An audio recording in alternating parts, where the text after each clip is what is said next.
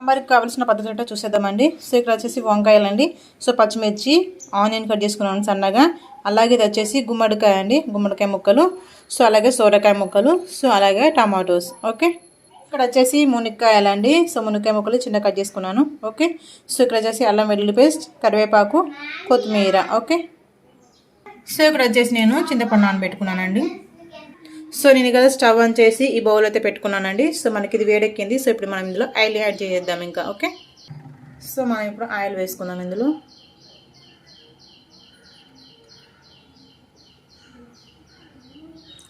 Okay, so ఇది కొంచెం వేడెక్కాక మనం ఇందులో తాలింపులు వేసుకుందాం ఇంకా. సో మనకు ఆయిల్ వేడెక్కిందండి. సో ఇందులో ముందుగా మనం ఆవాలు వేసుకుందాం. సో అలాగే జీలకర్ర వేసుకుందాం. సో ఇప్పుడు మనం ఆనియన్స్ కూడా వేసేసుకున్నాం ఇంకా. సో అవి కొంచెం వేగిపోయాయండి. సో ఇప్పుడు మనం పచ్చిమిర్చి కూడా వేసుకున్నాం ఇంకా. సో వీటిని ఒకసారి చక్కగా కలిపేసుకున్నామండి. ఓకే,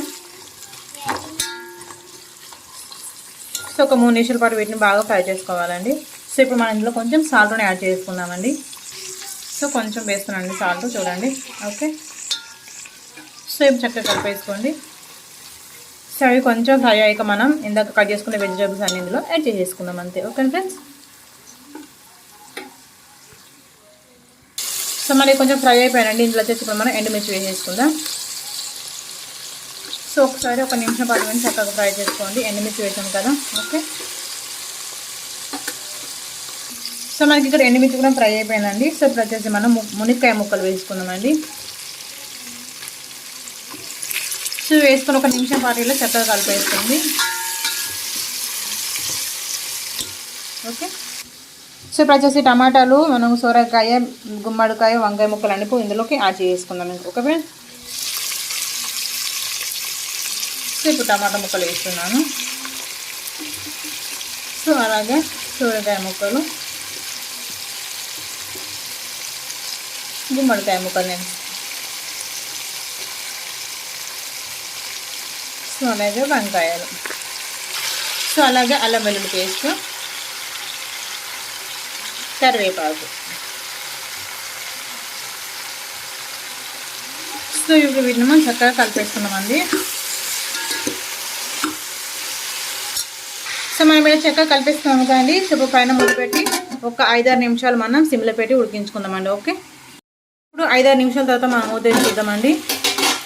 బాగా చూసారా అండి. సో వెజిటేబుల్స్ అన్నీ చాలా కుక్ అయిపోయాయి, చూస్తున్నారు కదా. సో ఒకసారి ఇలా చక్కగా కలిపేసుకోండి. ఓకే,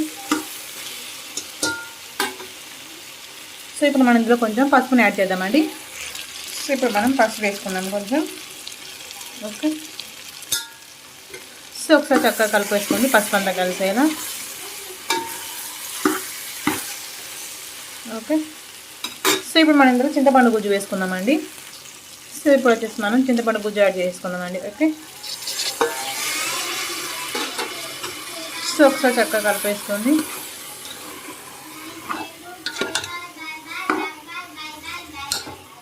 సో ఇప్పుడు మనం ఇందులో వాటర్ని యాడ్ చేసుకుందామండి. ఓకే ఫ్రెండ్, సో మనకి సాంబార్కి కావాల్సినంత వాటర్ ఇందులో యాడ్ చేసుకుందాం ఇంకా. ఓకే, సో ఇప్పుడు మనం వాటర్ యాడ్ చేసుకుందామండి. ఒక 2-3 గ్లాసులు వేసుకుందాం.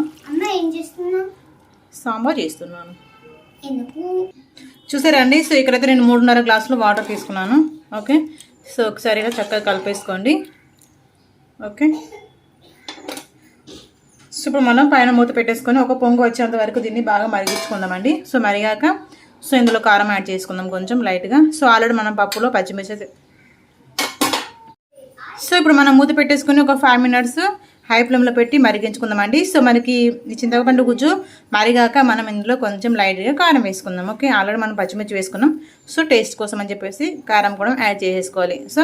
సో మనకి ఇప్పుడైతే మనం పొంగు వచ్చాక వేసేసుకుందాం. కొంచెం మరిగాక కారం అయితే కొంచెం యాడ్ చేసేసుకుందాం. ఓకే, సో ఇప్పుడు మనం పైన మూత పెట్టేసుకుందాం. ఓకే ఫ్రెండ్, ఇక్కడైతే నేను పప్పు ఉడికించి పెట్టుకున్నానండి పక్కన. ఓకే, 5 నిమిషాల తర్వాత మనం మూత చూద్దామండి. చూసారు కానీ ఇలా ఒక పొంగ వచ్చింది కదా. సో ఇప్పుడు మనం ఒకసారి చక్కగా కలిపేసుకుందాం. సో ఇప్పుడు మనం కొంచెం ఇందులో కారం యాడ్ చేసుకుందాం. సో ఆల్రెడీ పచ్చిమిర్చి వేసుకున్నాం కండి. సో కారం కొంచెం వేసుకోండి. సో ఇప్పుడు చక్కగా కలిపేసుకోండి.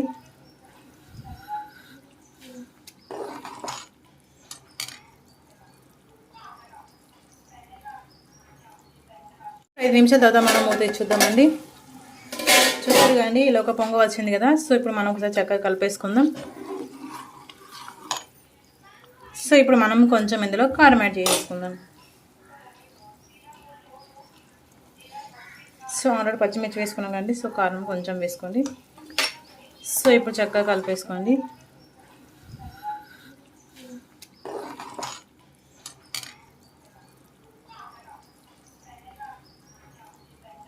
సో ఇలా చక్కగా కలిపేసుకోండి ఇంకా.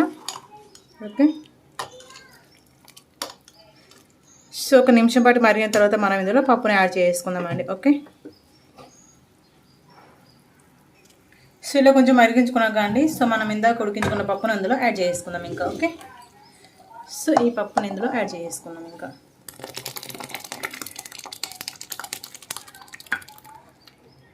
ఓకే, సో పప్పు వేసుకున్నాక అండి ఒకసారి చక్కగా కలిపేసుకోండి.